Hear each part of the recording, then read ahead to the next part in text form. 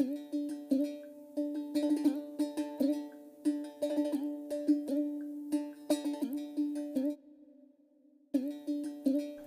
হয় মাছে ভাতে বাঙালি, কিন্তু নন্দীগ্রামের এই বিস্তীর্ণ অঞ্চলে যেভাবে একটার পর একটা চাষের জমিকে কেটে মাছ চাষের জন্য ভেড়ি বানানো হচ্ছে, তাতে কতদিন আর মাছে ভাতে বাঙালি বলা যাবে তা সন্দেহ।